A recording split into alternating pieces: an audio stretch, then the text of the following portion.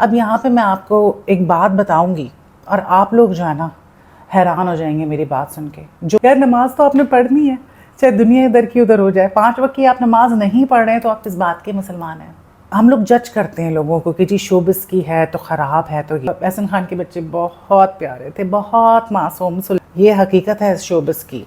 ये जो आपको ग्लैमर और चमकती धमकती ख़वातीन ये सब नज़र आ रहा होता है ना। अस्सलाम वालेकुम, यू वाचिंग इनसाइड एक्स्ट्रा। और शोबिस की दुनिया से कुछ और ख़बरें हैं जो मैं आपके साथ शेयर करना चाह रही थी।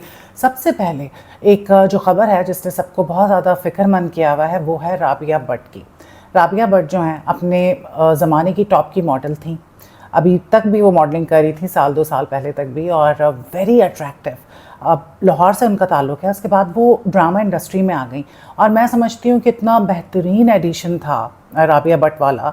क्या उन्होंने कमाल की एक्टिंग की, क्या उन्होंने जो भी ड्रामे किए, उनके काफ़ी सारे हिट ड्रामे थे जिसमें जो प्रोमिनेंट थे जीवन नगर में उनकी ज़बरदस्त एक्टिंग थी। उससे पहले भी उन्होंने 1-2 ड्रामे किए थे जो बहुत ज़्यादा हिट हुए थे। फिर पहली सी मोहब्बत फ़िल्म भी उन्होंने की थी। बहुत कमाल की उनकी प्रेजेंस स्क्रीन पर, साथ साथ उनकी एक्टिंग जो होती थी वो बहुत ही ज़बरदस्त वो करती थी। अब जब हुमैरा असगर वाला मामला हुआ तो जो फैंस थे उन्होंने नोट किया कि राबिया भट्ट जो हैं वो गायब हैं। और जो उनकी आखिरी पोस्ट उन्होंने डाली थी इंस्टाग्राम पे वो थी 30 दिसंबर 2024। सो 2024 दिसंबर से लेके अभी 2025 का जुलाई चल रहा है। और फ़िक्र की बात तो है। अब कोई भी एक्ट्रेस अगर वो छोड़ रही होती है फील्ड या वो ब्रेक ले रही होती है तो हमने यही देखा है कि वो इन्फॉर्म करती है। इसमें कोई हर्ज नहीं है कि अगर आपको सोशल मीडिया बहुत टॉक्सिक लग रहा है, जैसे मेरा बाज़ औक़ात दिल चाहता है कि मैं छोड़ दूँ, बड़ी मैं ब्रेक्स ले लेती हूँ। जब मैं न्यूज़ इंडस्ट्री के साथ थी मैंने इतनी बड़ी ब्रेक ली थी कि लोग डर गए थे कि ये कहाँ चली गई है, अमेरिका चली गई है या मरमरा तो नहीं गई। तो लेकिन मैंने ब्रेक ले ली थी because I was really done with Facebook and everything, even Instagram. So बाज़ औक़ात आपका दिल चाहता है कि ये टॉक्सिक इन्वायरमेंट, स्पेशली जब आप सेंसिटिव हो तब तो बहुत ज़्यादा। और राबिया भट्ट भी मुझे लगता है बड़ी सेंसिटिव है, शेर व शायरी का उनको बहुत शौक़ है, बड़ी आर्टिस्टिक सी वो हैं। तो अभी तक कुछ नहीं पता चला है। मैं पूछने की भी कोशिश करूँगी।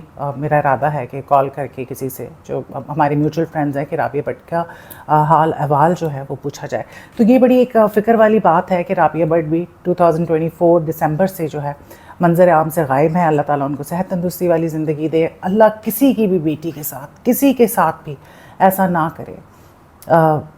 जैसा जो है, जैसी आजमाइश अल्लाह क्या करता है, अल्लाह की हर चीज़ में मसलहत होती है। और मैं यही कहती हूँ कि जो अल्लाह ने हुमैरा के साथ किया या आयशा खान के साथ किया, क्योंकि शोबिस के लोगों की ही खबरें बनती हैं ना, तो शायद अल्लाह हमें दिखाना चाह रहा था, क्योंकि वो तो रूह थी, जिस्म की तो कोई हैसियत नहीं।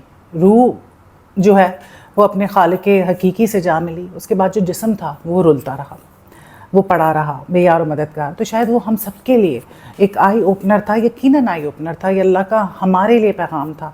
उस जिस्म में तो जान नहीं थी, वो तो जिस वक्त दम निकला बात ख़त्म हो गई। तो बस अल्लाह ना करे कि किसी के भी साथ ऐसा हो जैसा हुमैरा या आयशा खान के साथ हुआ। दुख होता है, बहुत दुख होता है। अभी तक जो है मैं बहुत ज़्यादा डिस्टर्ब्ड हूँ, लेकिन बस यही दुनिया है, यही ज़िंदगी है और ऐसी चीज़ें चलती रहती हैं जब तक दुनिया है। और क़यामत के आसार भी हैं, सीधी सी बात है। तो ऐसी कुछ डिटेल्स हैं राबिया भट्ट को लेके। अभी तक नहीं पता चला है कि वो किधर हैं किधर नहीं हैं। अब जो है मैं बात करूँगी महरीन जब्बार की। पाकिस्तान ने अगर चंद अच्छे डायरेक्टर्स बनाए हैं तो उनमें से एक महरीन जब्बार है। उनका काम बहुत ज़बरदस्त होता है, कोई सस्ती वो डायरेक्टर नहीं है, अच्छा चार्ज करती हैं बिकॉज़ वो काम करना जानती हैं। महरीन जब्बार जो हैं उन्होंने अभी रिसेंटली एक पॉडकास्ट में ये कहा कि जी हमें पैसे नहीं मिलते और हम भिखारियों की तरह भीख मांग रहे होते हैं अपने ही चेक के लिए। और साथ साथ उन्होंने ये कहा कि जो टीम के छोटे छोटे पियंस होते हैं, स्पॉट बॉयज़ होते हैं, उनको तक नहीं चेक मिलते।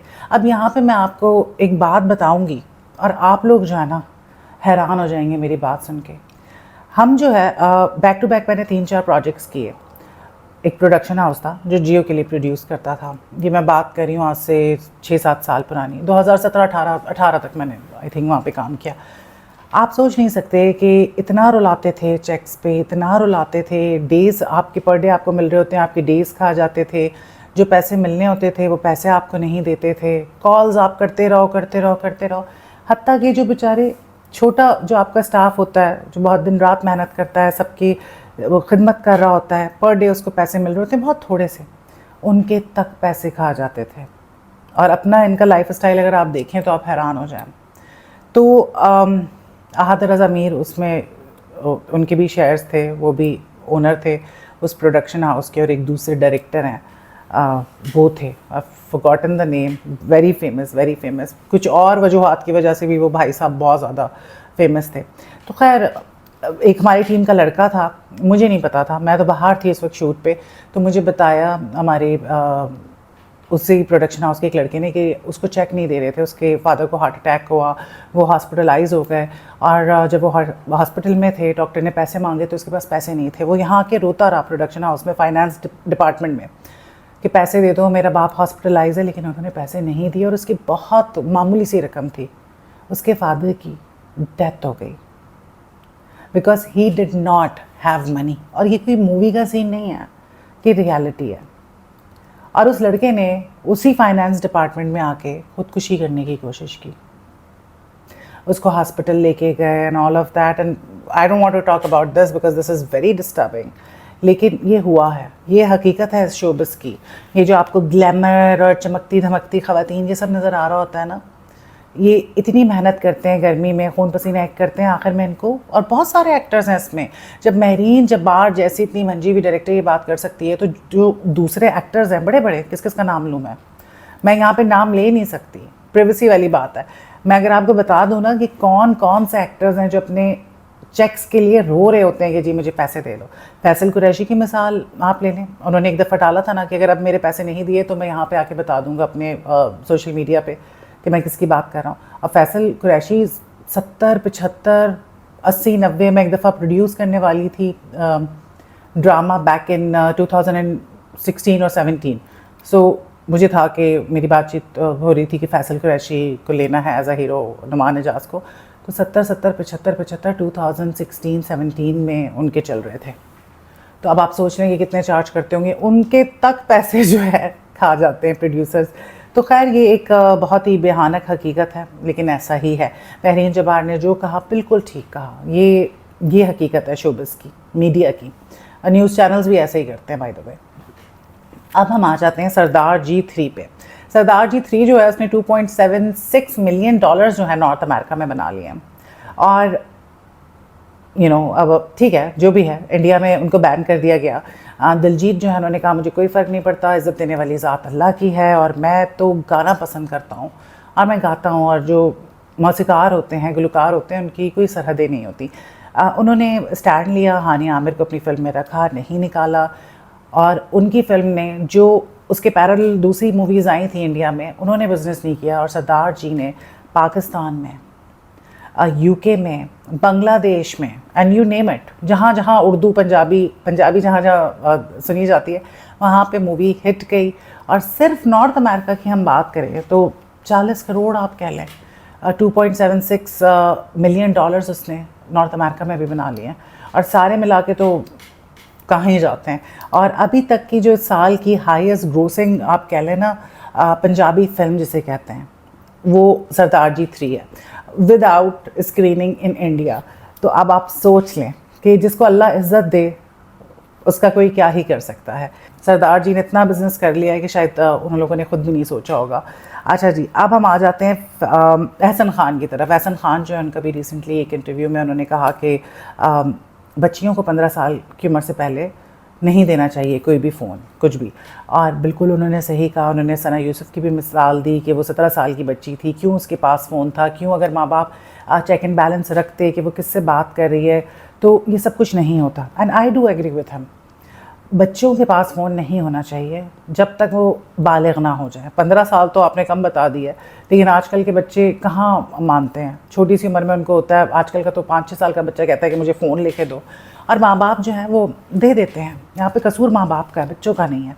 एहसन खान की बेटी एक दफ़ा हमारे साथ फ़्लाइट में थी, वो इतनी प्यारी बच्ची थी, उनकी पूरी फैमिली इतने सिंपल से, इतने प्यारे, उफ, जो मासूम बच्चे होते हैं ना उनकी शक्ल से पता चलता है। तो एहसन खान के बच्चे बहुत प्यारे थे, बहुत मासूम सुलझे हुए। अभी तक उन्होंने उनको फ़ोन नहीं दिया हुआ है, और अगर वो यूट्यूब देखते हैं या गेम्स खेलते हैं तो वो एहसन खान या अपनी जो मामा है उनके फ़ोन को यूज़ करते हैं, और ये बहुत अच्छी बात है। मुझे बहुत अच्छी लगी एहसन खान की ये बात। लेकिन आजकल के जो बच्चे हैं ना उनके साथ कुछ है मसला, सीरियस मसला है। और जाते जाते अब मैं बात करूँगी नदीम बेग की। नदीम बेग जो है एक बहुत ज़बरदस्त डायरेक्टर है, बहुत सारी मूवीज़ जो हैं आपने उनकी देखी होगी, बड़ी बड़ी हिट उन्होंने फिल्म्स दी। हमारे जब मैंने अपना करियर शुरू किया था तो हमारे साथ आज टीवी में वो होते थे, बहुत कुछ उन्होंने टीवी के लिए प्रोड्यूस किया, बड़े अच्छा काम वो करते हैं।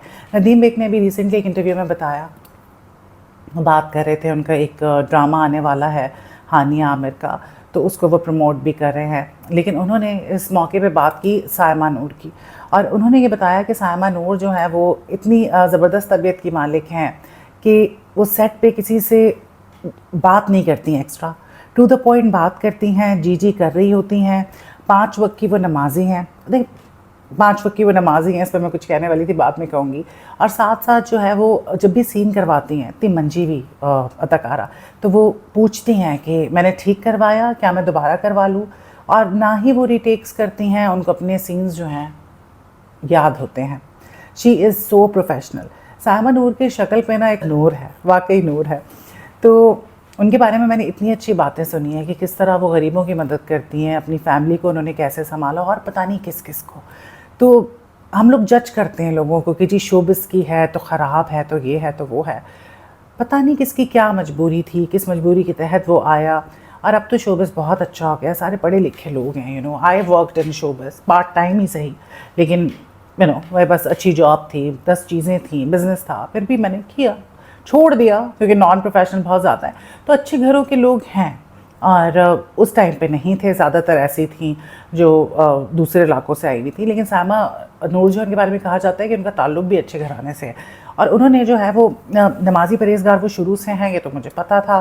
और बहुत अच्छी बात है, हर मुसलमान को नमाज़ पढ़नी चाहिए, इसमें कोई फ़ख्र की बात नहीं है। आपने नमाज़ पढ़नी ही पढ़नी है, ठीक है। तो हमारे पास कोई नमाज़ पढ़ता है तो हम कहते हैं हाय वो 5 वक्त का नमाज़ी है। यार नमाज़ तो आपने पढ़नी है, चाहे दुनिया इधर की उधर हो जाए। 5 वक्त की आप नमाज नहीं पढ़ रहे हैं तो आप किस बात के मुसलमान हैं? सीधी सी बात है। फिर आप मुसलमान कैसे कहला सकते हैं? सिर्फ कलमा पढ़ के मुसलमान नहीं होते हैं, आपको अल्लाह के आगे झुकना भी पड़ता है 5 दफ़ा। तो ये बहुत अच्छी बात है सायमा जी की, और she is beautiful inside out, no doubt. तो बड़ी उन्होंने तारीफ़ की सायमा नूर की, और वो डिज़र्व भी करती हैं ये तारीफ़, टू बी ऑनेस्ट। तो ये थी कुछ खबरें शोबिज़ की दुनिया से। मज़ीद खबरों के साथ मैं दोबारा हाज़िर होंगी। Thank you very much.